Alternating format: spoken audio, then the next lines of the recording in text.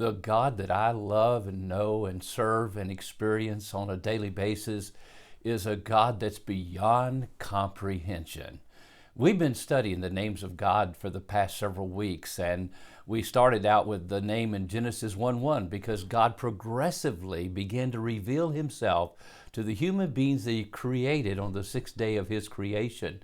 And as he reveals himself, he reveals himself by his names because his names describe his character, his attributes, and help us to get to know him in such a way that we can trust him. And they that know his name will put their trust in him. Psalm 9:10. That's our theme for this series on the names of God. And so we looked at God as Elohim, Creator God. We looked at God as El Elyon, that spoke of his position, the Most High God. El Roi, which spoke of his perception, the God who sees, what he sees. But today we're going to begin a new name of God, and that is El Olam, El Olam. And we find that in the book of Genesis, chapter 21. So we've been going through the scriptures, Genesis 1, Genesis 14, Genesis 17, and now Genesis 21. Now Abraham has had a son, Isaac. He's over 100 years old. And he's looking for some permanence in his life. And so as we look at the name of El Olam, we're going to be talking about the forever Father and his forever family. We speak in terms of eternity, something that's beyond our comprehension when we speak of God as El Olam. El Olam. In Genesis 21, Abraham has a conflict where he's living at this point with a guy by the name of Abimelech. They're digging wells. The workers get in a fight over a certain well that's been dug, and they get together and they make a covenant with each other. And it says, then Abimelech and Phicol, the commander of his army, rose up and returned to the land of the Philistines. And Abraham planted a tamarisk tree in Beersheba, and there he called on the name of the Lord, the everlasting God. The everlasting God. And that name there is in the Hebrew, El Olam, the everlasting, the eternal God. And then it says, and Abraham journeyed many days in the land of the Philistines. He was looking for permanence as he called God by this name, El Olam. Now we live in a world that's so full of uncertainty, especially these days. Now there are some things that are sure. It appears to me that death is sure. The Bible says one man sinned, death passed upon all men, for all have sinned.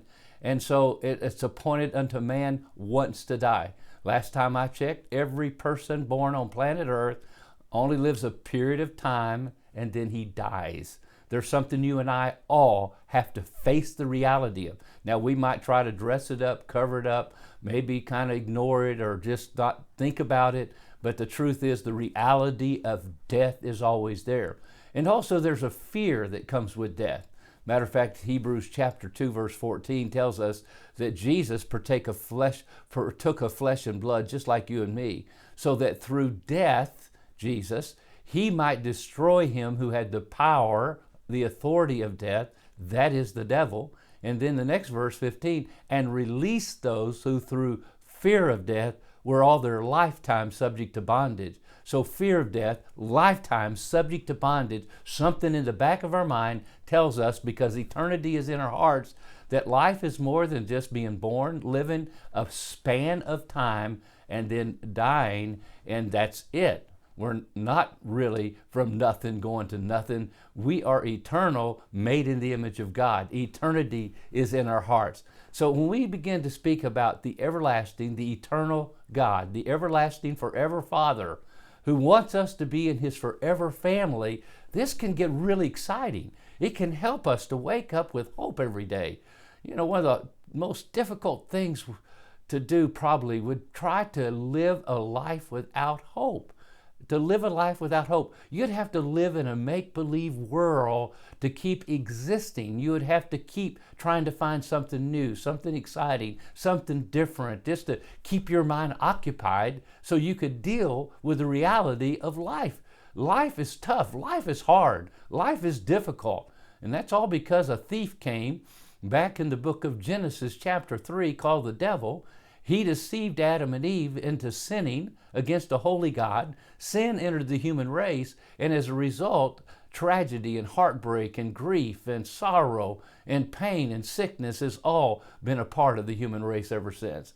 Well, we're going to be looking at the everlasting, eternal God, Olam, the eternal God. And I hope you'll be encouraged as we look at this wonderful name of God in the next few days.